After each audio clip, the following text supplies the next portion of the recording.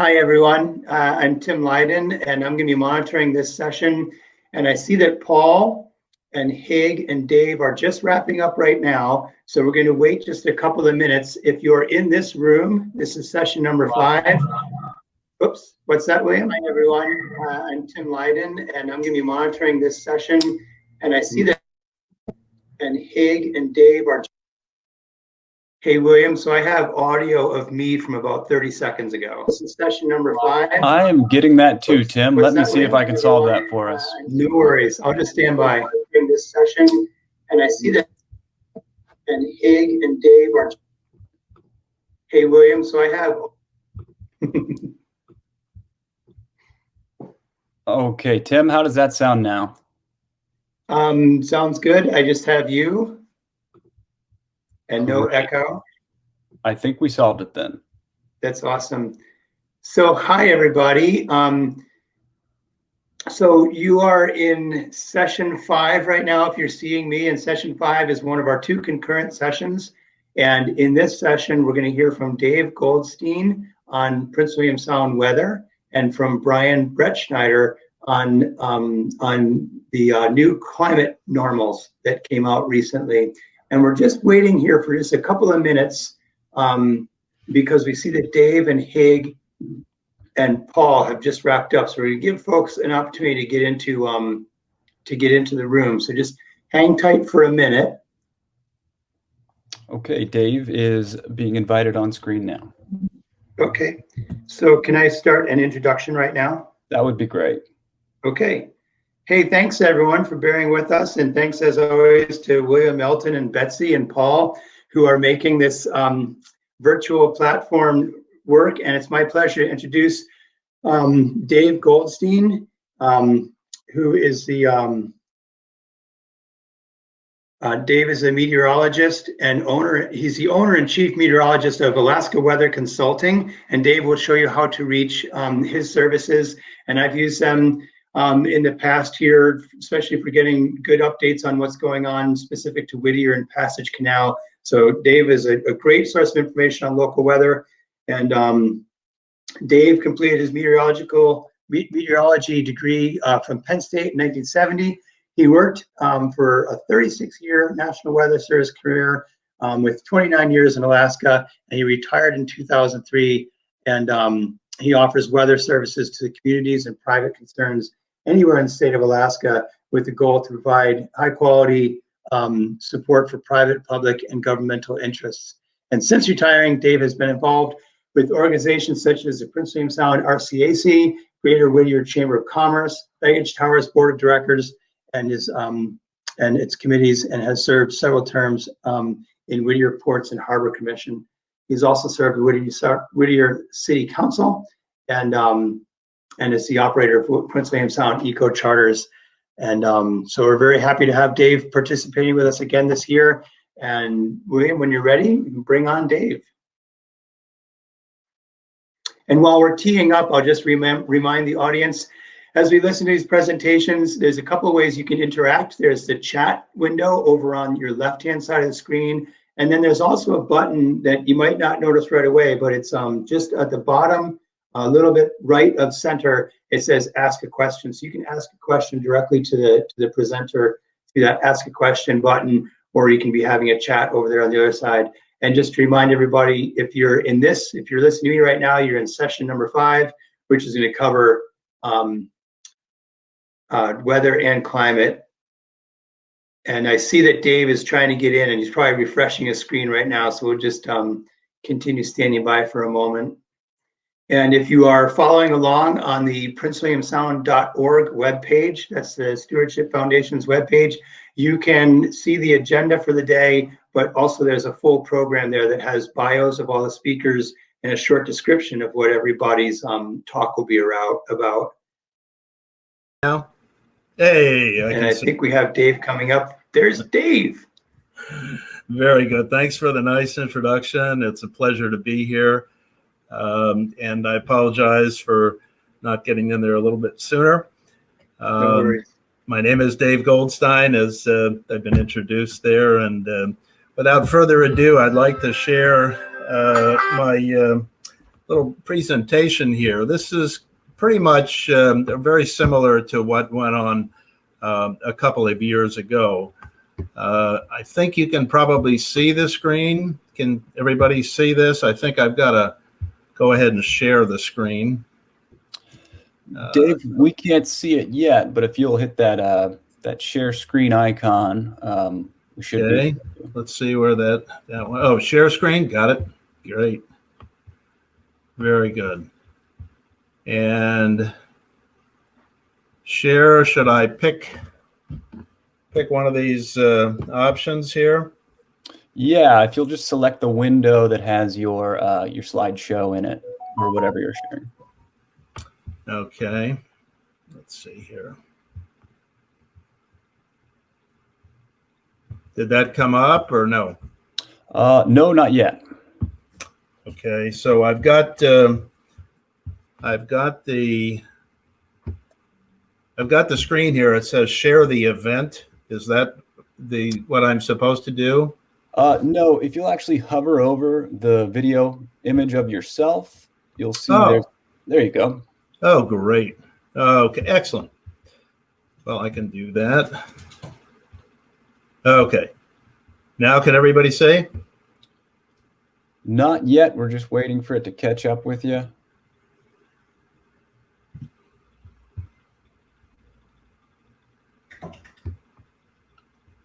Could you try that one more time, Dave? Sure.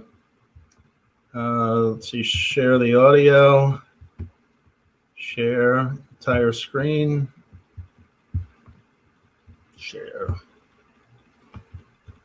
Okay, kicked in now. You are live and your screen is sharing. Okay, good. So I can just go ahead and pull the presentation up. Yep, we can see it. Hey, great.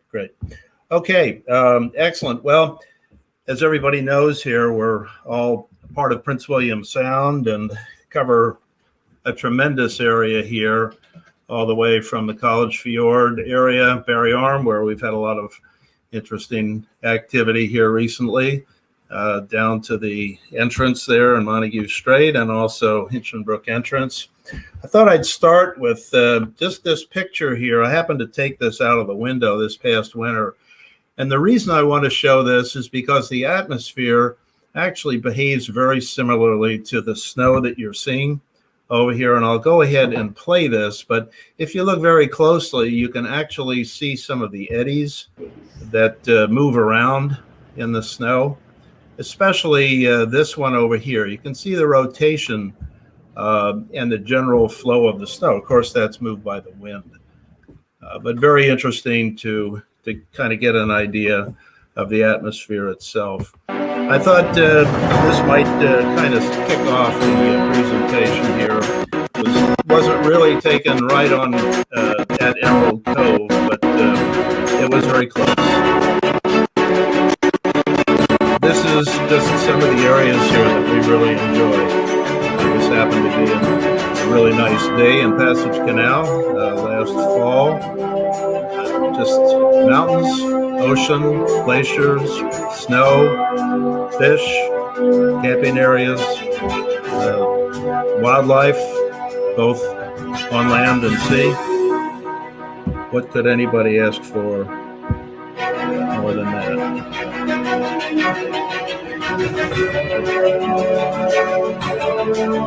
Of course, access to the sound is through boats, now through the tunnel and from the Valdez area, from planes.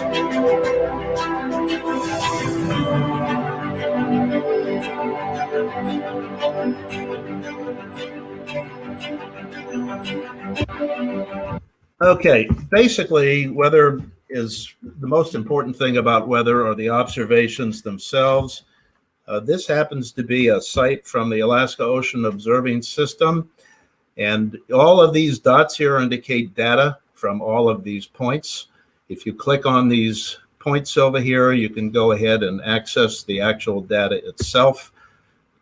This is kind of a blow up of the area here in Prince William Sound. You can see data at Seal Island, of course, the buoys, the Port Wells buoy, the Whittier National Weather Service site. You can see the staging area of the tunnel, both on the west side and the east side. Portage. This is kind of a picture of what you can actually pick up when you double click on these sites. You can pick up graphs here, which basically show seasonal norms and the actual data as it's displayed here on the graph. Real good for something that you can do while you're making preparations for your trip. The Marine Exchange down in Southeast Alaska, Ed Page's group over there, puts out an excellent site. They have weather systems at most of the ferry terminals around the state. You can see they're divided into 4 regions. South Central Alaska is the region that most of us look at. This is old data. I'm not sure if Middleton Island is back now or not, but they have a site at the Valdez terminal, the Whittier terminal, at the Seward Marine Highway terminal, and of course Cordova also. This is pretty much what these systems look like. They're usually right on the gangway. They have an ultrasonic sensor, and of course a thermistor, temperature and dew point hardware there, also barometric pressure. On this map that they recently put out, you can double click on these points over here, and you can pull up graphical information also. It shows just quite a bit of recent information. You can go ahead to this picture over here, where this is an example of wind speed right in the Whittier area. This is not current, but it's an example of what you can get. You can go ahead and pull that bar down, and you can get even more information there also. Now, the important thing about the Marine Exchange site is that these peaks there are actually 1 second peak winds. They're not the usual 3 second average gusts or the 5 second average gusts that some of the other systems report. Oftentimes you'll see these a little bit higher than what you would see from neighboring sites. Of course, the National Weather Service, you can go to the website, weather.gov/AFC, and you can basically enlarge these screens over here. You can click on the icons below, look at satellite imagery or radar imagery, or if you want to look at seasonal norms, you can do that too. This happens to be a data site. I also have this available on my site, and I've kind of zoomed in on Western Passage Canal in the Whittier area. You can see these sites over here. If you go up to the observation, there's a little box up in the upper right, and you can pull up the actual data itself. And of course, temperature, dew point, humidity is graphed, wind speed is graphed also on there. This happens to be, this one here happens to be at the staging area, and that's on the east side of the tunnel. You can see it actually picks up rain and has an estimate of the precipitation. From that, barometric pressure, everything you'd want to know and then more. Observations are great, but probably the most important thing is what's going to happen. We use satellite imagery, the Weather Service does, private meteorologists, and people who recreate in and around Prince William Sound. This happens to be an older shot from 2019. Didn't have enough time to really get the current pictures, but the first one was a visible picture. This is the infrared camera. It's basically looking at temperature. The more white, the colder the cloud is. And this happens to be water vapor over here. So it kind of gives you a good idea of whether you're in a tropical downpour or subtropical air mass over there, or a little bit lighter precipitation. Of course, radar is very valuable or invaluable, both for short term and a little bit longer, trying to figure out what is going to happen in any particular area. This happens to be an older shot from Middleton Island. The radars have been recently upgraded, and they're actually able to give indications of whether precipitation is rain or snow. or frozen precipitation, hail. Very sophisticated system over there. You can go to some of the websites. This happens to be in the Simu AWIPS site. And what their computer programs do is essentially take data from the computer modeling systems and reconstruct what a radar picture would probably look like. So back in the Gulf of Alaska, you can see these individual cells indicating showers, light showers. The green is the heavier precipitation areas back in there. And this happens to be precipitation totals on there too. You get quite a bit of data from these computerized forecasts. This is another example zeroing in on Prince William Sound, which is this area here. You can just get a tremendous amount if you go to these sites. Of course, some of them are a little bit pricey. The one that I really like here, and I've actually used more and more, is the Windy site. This happens to be a depiction from the European model. This is one of the better, larger scale models. It's a worldwide model.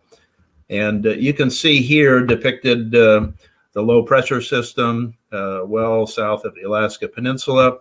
Its frontal system here depicted by the stronger winds ahead of it. And of course, the wraparound wind systems around the low itself, and a pretty good ridge of high pressure here into Prince William Sound. When you zoom in on these, you can do this on your laptop or on your tablet, your smartphone.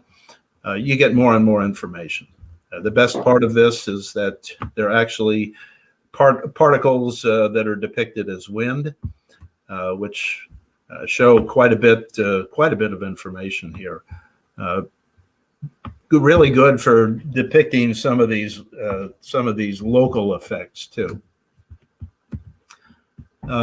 As far as information itself, this one here, I happened to type in Naked Island, and it came up with McPherson Passage.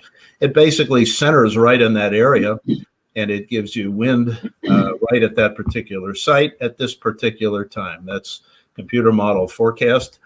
And then if you go down to the bottom here, you can see a much broader time scale here as far as what the computer models think is going to happen. There are actually several different models that are used in this. The North American model, which is called the NAM, is probably the most highly resolved model. And that's usually pretty good for about the first 24 or 36 hours. And then there's some boundary issues that come into play. So it kind of loses a little bit of its reliability further out in time. You also have the European model, the ECMWF. There's a new model called the ICON. That's a German model, and it's also fairly accurate. And of course, the global forecast system, GFS model, is the model that the US puts out. And that actually ties in both the air and the sea, and it's a worldwide model. These are actually model-derived clouds here. And again, once you have all of this data and you put it through what's called the primitive equations and you do the number crunching in your computer modeling, you can come out with a tremendous amount of information here. This particular model depicts clouds, depicts rain. The purple indicates the possibility of convective activity. And of course, a little bit of dry air corresponds with the icons shown above. The general use NWS forecasts, again, fairly good for basically the bigger picture weather. And now with the gridded database, you can actually click on sites and you will get a forecast pretty much tailored for that particular site. Pretty good information. If you look at the general sound itself, it doesn't really resolve a lot of the detail, which all of us really appreciate. This particular one, if you click on a particular area, like this particular area here, I think this is south of Naked Island, right in the Smith Island area, you can actually get more tailored weather information there too. This is a website I put together. It has some general information on it. It has the Whittier forecast there, and sometimes I will expand that area a little bit into the Portage Valley. I also periodically do a weather discussion. This summer time is kind of the essence here, so I don't really have a lot of time to do that, but I do try to keep the forecasts fairly updated too. Again, from the website, this is what you would see if you go to the data itself for the observational links. And you can go ahead and grab it and move it. So you can see the Port Wells buoy, which is underneath this overlay tablet. When you click on observations, you will have another box that will come up, which will actually allow you to hover over a site and get information, fairly current information, and maybe the highest gust or the highest temperature, lowest temperature in the last 24 hours. These forecasts, this is an example of a forecast for Whittier that I put out, and I usually try to cover at least 5 days. Some of the advantages and pitfalls, of course, each one has some really positive aspects. National Weather Service forecasts, basically they're government supported. There's quite a lot of information out there, and there are ways to get the information also.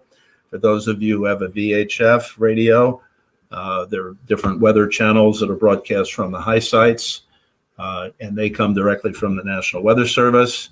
I believe they still have the Alaska Weather Line, which you can dial into. And of course, with technology today, with the smartphones and tablets, laptop computers, you can pretty much pull up forecast information as you need it, especially with the cell phone coverage as good as it is there in Prince William Sound. Some of the pitfalls, and this still, unfortunately, there are still some forecaster biases that come into play. What happens is models give output, and then forecasters basically massage that, put it into a digital database. But each forecaster, again, has a little bit different way of looking at things. Sometimes you have forecasters who are very conservative, kind of like politics, and some who are very liberal and kind of go for the big event. And that still shows up. We'll know that things are really improved when that bias goes away. Private forecasts, able to specialize. If you need a forecast for a specific area, private forecasts can provide that for you, and they can also keep you abreast of changes or changing conditions as necessary. Some of the websites that you can use here, of course, the Windy app, which I think that's free if you get the basic information there, and it just has a tremendous amount of information. You can pick low clouds if you want, or waves in certain areas, whether you want precipitation forecasts or snowfall or winds. If you want gusts, you can get those too. Of course, AccuWeather has been around a long time. That originated over in Penn State. Joel Meyer actually happened to be one of my professors, started the company over there. And you also have Custom Weather. That's another private way of getting forecasts. So anyway, with that, I'll kind of open the door there to any questions or comments.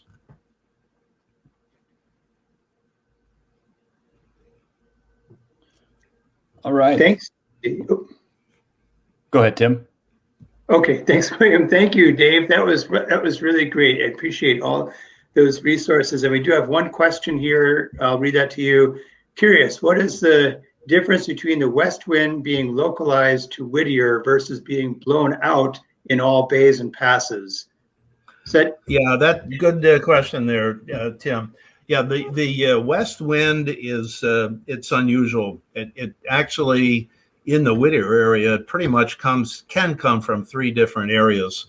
That Portage Pass area there is one source. Of course, it comes down the Whittier Glacier, and sometimes that can only affect the town itself and the harbor. And if you get out towards Shotgun Cove, it can get very, very flat water out there. Usually when you have some support aloft, where you have stronger winds aloft, you'll see these westerly winds extending out into the Wells Passage and Port Wells, southern Port Wells area too. Oftentimes in the summertime, if you go farther out into Montague Straits, you will have some of these southwesterly winds that will set up during the day, and they'll create some pretty choppy conditions. Of course, everybody who's boated knows about the Port Wells toilet bowl out there, and you just have several different wind regimes coming into play there and meeting.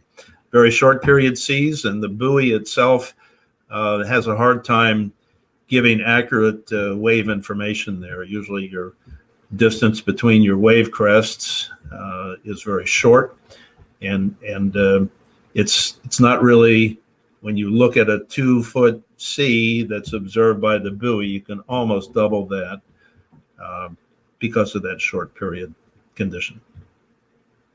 Excellent. Thank you, Dave. And then I just had one question. I missed something you said, but you pointed to Seal Island, and it looked like you had an observation from there. What were you saying from Yes. Seal Island? Seal Island is actually, it's an old Weather Service site. It's actually on the island itself. It's on the east side of the island. And if you go to the AOOS site, or you go to the Weather Service site, or you go to the observational site on my website, you can actually see that instrument there. It's a land-based instrument. It's not a buoy. Thank you. I didn't know that. We have time for one more question here in the box. It says, Dave, do the tides have an effect on how the wind blows in and out of the Whittier Harbor? Tides actually don't. Tides have more of an effect on the impact of the wind further out. But as far as wind regimes, if you're familiar with Valdez, you know that in the afternoon in the summertime, you usually get the southwest winds. At night, you get those winds die off, and you get a light north wind. If you're down in Resurrection Bay, the same thing goes for Seward. During the daytime, the usual wind pattern is southerly. It increases during the afternoon and evening, and then diminishes from the north at night as the land cools. It forms a little high pressure area over the land, and you have just the opposite wind direction. In Whittier, oftentimes in the spring, and what we've had recently is these diurnal winds also, which they come down from the glacier and also out of Portage Pass. And then as conditions heat up in the Portage Valley, you get rid of this little high pressure cell over there. The winds have a tendency to subside. Excellent. Thanks for all that, Dave. I think we're all out of questions, so we'll move on to Brian, but we really appreciate you participating again this year. Always learn from your presentation, so thank you. Thanks again. Bye. Bye. So next up, I'll let the video catch up for a second. I think we're frozen here for a moment. There we go. Excellent. So next up, we have Brian Brettschneider, whose presentation is New National Climate Normals Are Out. How do we describe the current state of the local climate? And Brian is a well-known local climate scientist. He has a background in environmental geography and climatology. His PhD is in environmental geography with a focus on tropical climatology. And since arriving in Alaska in 2006, he has devoted himself to becoming familiar with all things related to Alaska climatology and communicating weather and climate with the public. In the last several years, Brian has become a go-to source sought out by local, national, and international media. And I will just put it my personal plug in because I've been following Brian in some of his talks before the pandemic, and I follow him on Twitter and social media. And I just think Brian is a wealth of information about our climate, about weather, and is always posting just really fascinating data and insights on our local situation here. So, and I think this is a great pairing with Dave's local approach to weather sources and Brian. And I guess it really is true then, weather and climate are different. This is amazing. So I'll tune into that. Yes. All right. So can you hear me? We got you. Audio? Okay. All right. So I'm going to try to share my screen. And how'd that work? That looks good. You're on. You might want to go to slideshow. There you are. Yep, you're looking good. Okay. So again, so thank you, Tim, for inviting me to talk today at the symposium. And this is an exciting time for climate nerds like myself. And it's because just this month, about 3 weeks ago, 20 days ago, the National Center for Environmental Information updated their climate normals. And they do this only once every 10 years. So you have to wait a long time, and then you get a lot of data dumped on you, and then you try to make as much sense out of it as you can. So I'm going to try to make some sense out of this new climate data with respect to what's going on in the Prince William Sound area. So again, this is a headline from the press release. Can you see my mouse moving around? Anyone? Tim? I don't know if it's no. Okay, then I won't bother trying to move my mouse around or say, "Hey, look at my mouse." But this is just the press release that came out a few weeks ago, introducing the new climate normals.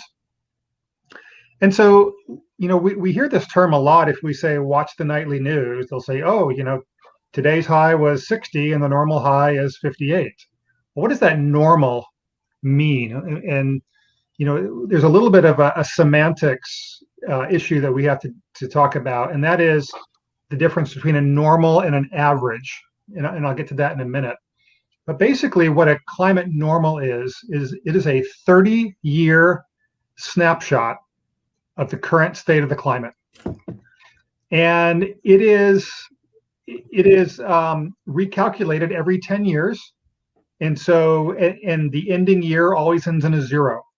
So we just got the new 1991 to 2020 climate information, and again, that's why that's why all the excitement, because of course we just finished 2020 a few months ago, and they've been crunching a bunch of numbers and developing a bunch of plots and data tables and all this and that for thousands and thousands of stations, up to 15,000 locations around the United States. And so in this example, I have a time series for temperatures at the Anchorage International Airport. And you can see in the upper left there, this is from 1954 through 2020. And each year is represented as a data point.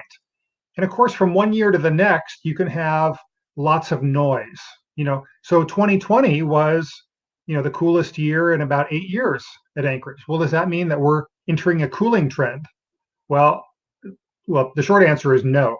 And we just have a lot of variability from year to year. And so we wouldn't say, oh, well, 2020 represents the climate of Anchorage, or 2019 represents the climate of Anchorage. So we do try to bin it into these 30-year time periods. And you can see in the bar graph on the bottom right, you can see what the average temperature is for those 30 years, starting in 1961 to 90, 71 to 2000, 81 to 2010, and 1991 to 2020. Now, remember, these are computed every 10 years, but they encompass 30 years.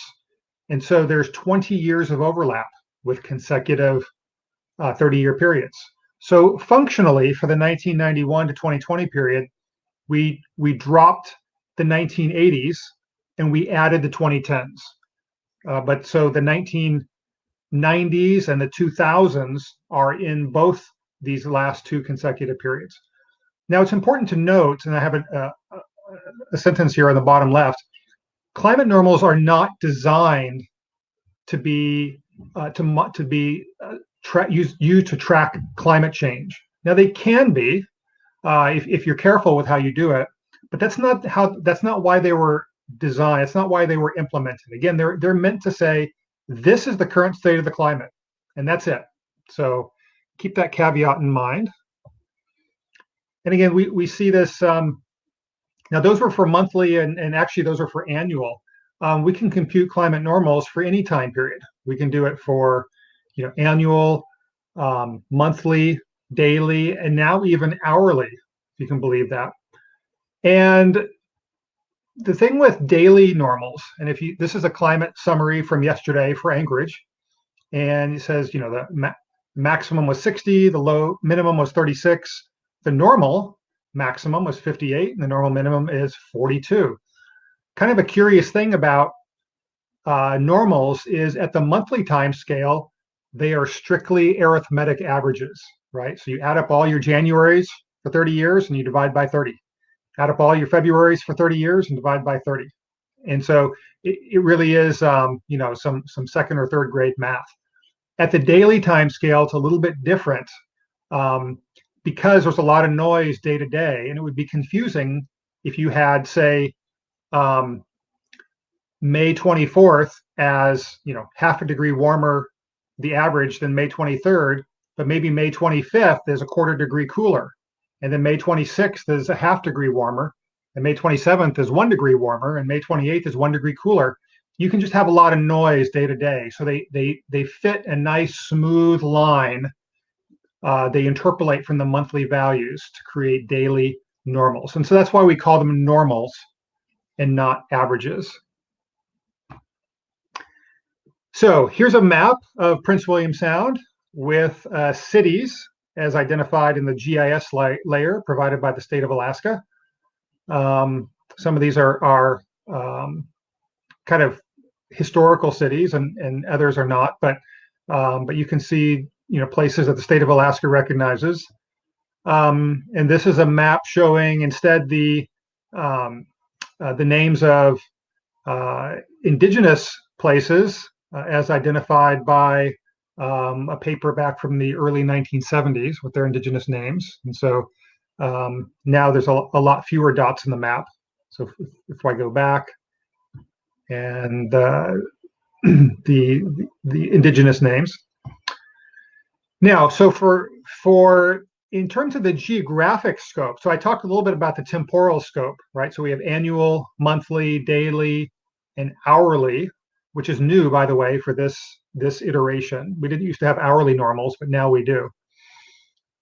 We can think of this in two ways. One is at the station level. So at each individual place that we have a fairly robust set of long-term data. So think Valdez, think Cordova, think Anchorage.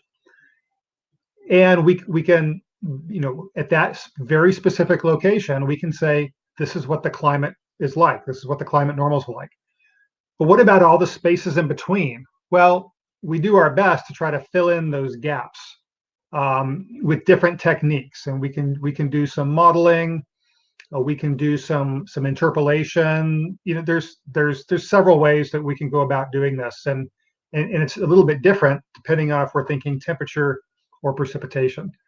But we call that second filling in the gaps. We call that a gridded or a raster normals data layer, and that is every place gets a new climate normal, and whether there's a station there or not. And if it's a space between where we have stations, we're doing some very educated guesswork about what it's going to be like in between. Obviously, if there's a mountain, we know it's going to be colder on average, and it's probably going to be wetter, depending on if we're on the leeward side or the windward side of the mountain, and so on.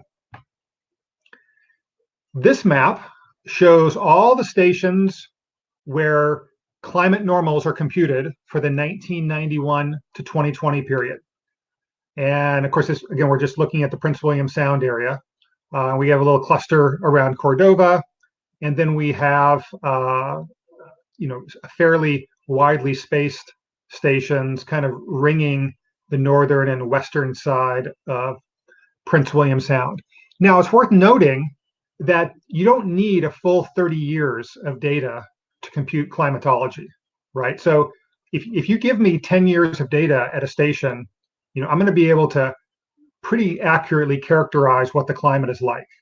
So if you gave me 10 years of data from Arizona and you asked me to look at it, I would know instantly, well, this is not in Alaska. If you gave me 10 years of data from Minnesota, I'd be able to tell you instantly it's not Alaska based on what the summers are like. So we can tell a lot about it, the climate of a station based on a fairly limited amount of data. But obviously, the more data we have, the better. So these are stations where they had at least 10 years of data to compute climate normal temperatures. Okay, so 10 years or more of data. And then these are the stations where we have at least 10 years or more of precipitation data to calculate precipitation normals. And there's, in the grand scheme of things, there's more precipitation stations generally than there are temperature stations. And there's a couple of reasons for this. And one is, remember that climate normals are computed from monthly values. Okay, and so especially in the winter months, you can go and you can stick a snow stake in the ground, and even though collecting snow and melting snow is a little bit more of a challenge, there is a lot of monitoring equipment at a number of these places, automated equipment that will take once daily values, and you're actually going to probably get in many cases a better reading of precipitation than you are of temperature values. I think the equipment fails less often. But in any event, you can see again just a few more stations rimming the Prince William Sound, particularly the western side of it, and then more even on the Kenai Peninsula, along the railroad and along the Seward Highway. So let's look at a couple of these stations. I've got 3 of these sets of charts I want to show you, and the first being for Valdez. And in this case, I'm comparing the 1981 to 2010 climate normals versus the new 1991 to 2020 climate normals. And again, remember, 20 of these years are overlapping. So we expect the changes to be relatively muted. Now, this leads to an issue that we have here in Alaska. Remember, I've said several times that climate normals are supposed to be a snapshot of the current state of the climate. Unfortunately, in high latitude areas, which all of Alaska is, the climate is really changing so fast that once we calculate this trailing 30 years of climatology, it's already kind of out of date. And that's more acute the farther north you go. So up on the North Slope, for example, these new climate normals, again, are already substantially out of date. But, to take a twist on a Winston Churchill statement, it may be a flawed system, but it's the best system that there is. So we're just going to, in some cases, just put an asterisk by it and say, this is the normal, but it's already probably not that representative. Okay, so here's Valdez, and you can see most months, with the exception of March, are warmer in the new normal period than they were in the previous normal period. And this is, of course, to be expected. Precipitation, though, is more variable month to month. And for temperatures, there's a fairly narrow range of what temperatures will be at, even in a warming world. So your July temperatures, a cool July versus a warm July are probably going to be about 3 degrees difference, maybe 4. A wet July versus a dry July may be a 300% difference. Okay, so again, even over these long time periods, we can still have a lot of kind of noise, a lot of jumping around in these climate normals. But you can see the general pattern of medium precipitation in the winter months, drying in the spring, and then a ramp up in the fall months, August, September, October. The wettest month, September, is now a little bit wetter. The driest month, June, is now a little bit drier. So a little bit more on the extreme side of things. Now let's look at Whittier. So for Whittier, we see The temperature charts aren't that much different. March and April actually came in a little bit cooler. August, September, October, and November came in a tad warmer, but overall not that much change in the temperature regime. Precipitation, the wettest months of the year, January and December, are notably drier, like 30% drier. And so we would want to then say go back and look at the individual years, and maybe in the 1980s there were a couple of very wet Januaries and Decembers that got dropped out for the 1991 to 2020 period. And so we would want to do that if we were going to go into a lot of detail about the precipitation climatology.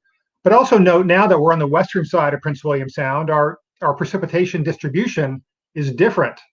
It's much more even through all the spring months, a short dip in June, July, but we don't have that big peak in August, September, October, like we have in that's more of a Southeast Alaska climatology. And you see that more notably here in Cordova, where you see the big run up in precipitation in the fall months, and which is more than twice as much as any of the January through June, July months. So again, a different, the geographic distribution of precipitation is not homogeneous across Prince William Sound. And then on the temperature side of things, kind of like Whittier, except a little bit more warming the second half of the year. Overall, again, a warmer regime, but not notably so. And that's going to be, because these areas are coastal, we are highly tracking coastal conditions. And the ocean, even though it is warming, warms slower than the landmass. And so we get a little bit more muted changes than we would see, say, in other places of the interior.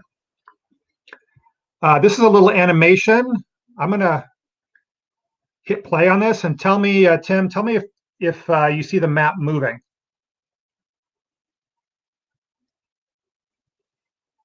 Yes, it is. Okay, so this is an animation for 1 year of 1991 to 2020 temperature normals. So on the left side would be our daily high temperature, and on the right side our daily low temperature. And this is more kind of for fun, and I'll do some zoomed in stuff on Prince William Sound here in a minute, but it just kind of shows you, gives you a flavor of the seasonal, what I call the March of the seasons. Whoops. Let's see. And then the same thing for precipitation, but it's a little harder to map out precipitation because there's such huge variation between the mainland and southeast. Also with all the lines for the coastline and southeast, it's a little bit hard to see, but again, you can see, in Alaska, the precipitation really ramps up June, July, August. It starts to drop off in the fall in the interior, but then it really ramps up in southeast, and all the kind of the temperate rainforest regions, which of course includes Prince William Sound. But as I noted a minute ago, there's a difference between the eastern and the western half of Prince William Sound. The western half is more kind of south central patterns, seasonal patterns, and the eastern half is more southeastern Alaska seasonal timing. I should say timing, not patterns so much. Okay, and so let's talk about how these have changed from one period to another. So I'm gonna zip through a bunch of maps here. Okay, so get ready. So here's our change in January temperatures, and look at this. January's this is using the gridded data set, a little bit cooler in most areas, except for Cordova area, just a tiny bit warmer. Okay, so that may surprise people. Again, probably I think a couple of warm, like 81 and 85 got dropped out. A couple of really, really warm Januaries, and that kind of tilted things a little bit cooler. Now, here we go, February. Again, a lot of month-to-month variability. Every place in the Prince William Sound area warmed up, particularly around the water, within about a 0.5 degree Fahrenheit. areas to the west and to the east even more, up to about 1 degree Fahrenheit, and then even more over toward Anchorage. And look at this, March, cooler. And this is really, we saw 2 very, very cold Marches in the 2010s. And that's really driving this change. We didn't have any super cold Marches in the 1980s, but we had 2 very cold Marches in the 2010s. And so the net effect of this is March ended up being cooler, particularly over in the Whittier area. April looks a lot like February, about 0.5 degree warmer for most places. May, pretty much the same, although kind of a little bit of a blue dot there around Valdez, but really that's going to be about the no change regime. So between nothing and 0.5 degree warmer for May.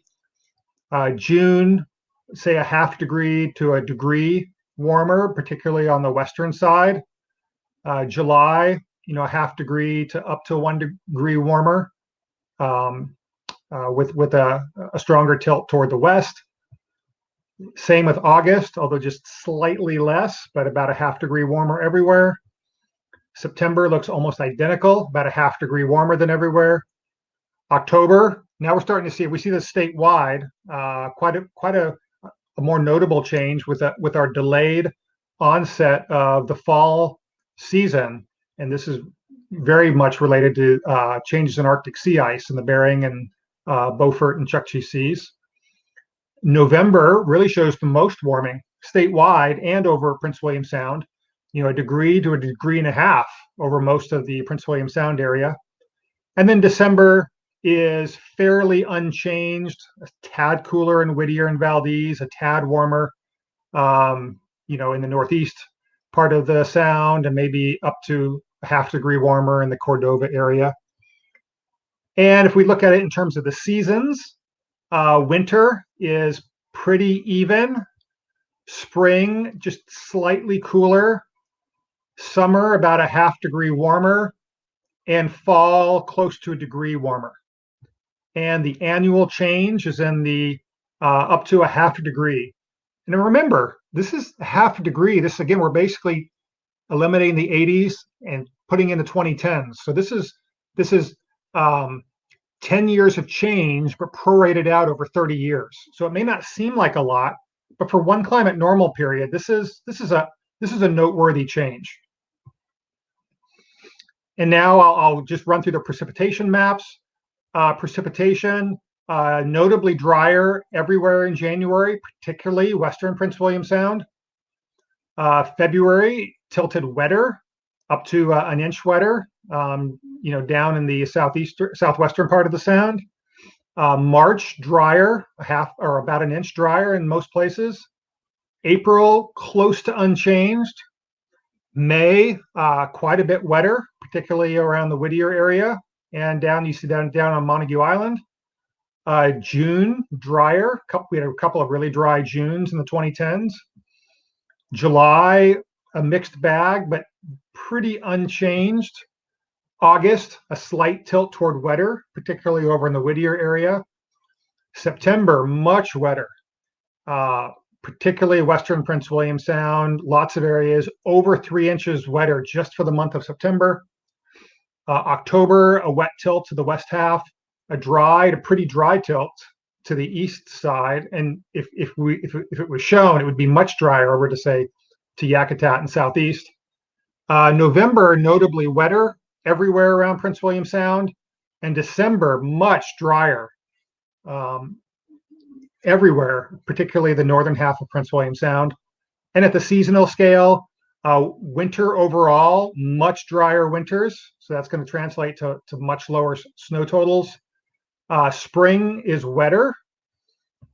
Summer is mixed, a little wetter to the west, a little drier to the east, and notably drier. Of course, we're talking about large precipitation values, so maybe 2 inches isn't that big a deal. But fall is much wetter on the west side. Again, Whittier averages about 190 inches of precipitation a year. So, for them to go up by 10 inches isn't earth-shattering, but it's not nothing. But everywhere in the Sound had a bump up in their annual precipitation. I'm sorry, that was for fall, and then for the annual, a big bump up on the west side and a little bit of drying on the east side. So from Valdez over to Cordova, and it's again not shown, but over to Yakutat, much less precipitation, like 15% less for the year. So a real dichotomy in the precipitation. And I'm about running out of time, but this is our, if we did a normals for the sea surface temperatures, we'd have about a 1 to 2 tenths degrees Celsius increase for all the northern Gulf of Alaska and likely into Prince William Sound. And using our much maligned, but there's no really better option, Köppen climate classification system, we ended up with a couple of changes, particularly Cordova, or at least the Cordova North Cooperative Station. It transitioned from a maritime temperate climate to a continental warm summer. So from a type C to a type D. And right on time, that's the end of the presentation. So let me stop sharing that. And if there's any time for questions, I'd be happy to take them. But if there's not, I understand. Thanks, Brian. We do. We have a break coming up, so we have a little flexibility. And looking at the questions box right now, someone is asking, where can the public find the information on climate normals? That's a good question. And here's a this may seem like a snarky answer, but just Google 1991 to 2020 climate normals. That's what I do when I try to find it. So I don't have it bookmarked, but that works for me, and so it should work for you as well. How's that for a lame answer? Well, it's very familiar to me because whenever people ask to find the forest plan for the Chugach National Forest, I can't remember that website. So I'm like, I often have the same answer. It's a handy tool. And I think another question just popped in here. Let me take a look over here.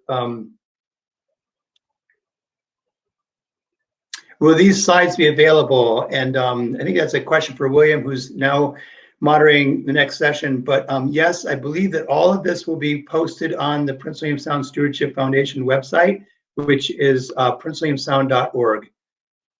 And then, Brian, I wanted to ask you, so it was really interesting what you said, and the graphs and maps show that it seems like the warming is particularly focused in the autumn, and you tied that to the changing sea ice in the Bering and Arctic. The way we get our precipitation in Prince William Sound, we get a lot of precipitation in the autumn. And so I wonder, I know you said that, just based on what it is, there's a change, there's a decrease in snowpack, but does that also indicate less snow, or more of when we would have gotten a lot of our snow is falling as rain at sea level now? Does that make sense? Yeah, so particularly that warming in the fall is really devastating for glaciers and all ecosystems from the Chugach Mountains down through southeast, and that is the time of the year with the heaviest precipitation is the time that's warming up the most. And these systems are always kind of on the borderline between rain and snow. But now, even if you tilt the climate 1 degree warmer, you're going to transition a lot of that snow into rain, and that has, of course, lots of impacts. But so hopefully that answers your question. But it is sometimes hard to imagine that's what happens in the Bering Sea is going to affect Prince William Sound or Southeast Alaska, but it really does. I mean, it really changes the thermal dynamic, over a large section of the high latitude part of our hemisphere, where you're liberating a lot of heat to the environment. You're enabling storms to be more intense longer into the fall season, which is going to pump in more warm air from the south because it has access to that warmth in the Bering Sea, and that's going to affect all the Gulf of Alaska. Any kind of cold air intrusion from the mainland is going to be delayed, which you need that cool air to cool off the the sea surface temperatures in the Gulf of Alaska. So really what happens ice-wise in the Bering Sea really does affect everybody in Alaska. It's really interesting what you're saying on two different levels. And I remember when I lived in Juneau, we would see this over time, that change in the autumn precipitation became so striking. And I'm keying into what you just said as that having such a big effect on the glaciers, because you would see that, those glaciers, if you were out in September, October, and we'd have these real warm rain events, those glaciers at that point, you see all that raw rock around them. The snowfields are at their absolute minimum and they're not being recharged. And I see that now. It seems, it's just anecdotal, but it seems like I see that more in Prince William Sound these recent years, where those glaciers just aren't getting, that autumn snowfall, even though, you'd expect it to rain down at sea level. But anyhow, I found that really interesting. Yeah, I mean, if you just warm up 1 degree, I mean, you could imagine that an area that gets 500 inches of snow a year in the mountains, if you warm it up 1 degree, you may eliminate 100 inches of your annual snowfall, because now that's falling as rain. And so now your glacier can't be sustained with 400 inches of annual snow. So now even with the same amount of precipitation, you're melting it just because you warmed up just a little bit. You transitioned a lot of that snow to rain. That's really fascinating, and I really do think it changes the character. Like, it's a very visible change that we can see as we travel, and as your charts and your maps showed, especially in the autumn. And then I had just one quick question. When you're referring to Whittier, something that stuck out to me recently, can you describe, and I'm sorry if I missed this, but there's historical data available for the Whittier area, but some instruments are no longer in place that used to be. Is that correct? Yeah, the Whittier station changed in about 2010 or so. Now there's just automated temperature and precipitation. There used to be someone there to measure snowfall and snow depth, and some other weather elements. But there's definitely less weather data at Whittier, and frankly, at many places around the state. We get much less snowfall readings than we used to all over the state of Alaska. So it's not just Whittier, but the push to automate stations, it's hard to automate snowfall. Yeah, you can do it with snow pillows and at snowtel sites, but you don't get nearly the quality measurement as you do with a person sticking a ruler into the ground. Okay, great. Hey, well, thank you, and thanks again to Dave Goldstein. That was just a great session between the both of you for weather and for climate. Found all of that really interesting, and look forward to seeing you guys again soon. All right. Check out. And our next scheduled session is session number 6. I believe we have a 15-minute break right now, and this afternoon we'll have presentations on our glaciers from USGS, black bears in Prince William Sound from the Forest Service, and seabirds from U.S. Fish and Wildlife Service. So be sure to join us over at session number 6, and thanks again to Dave and Brian. Bye, everyone.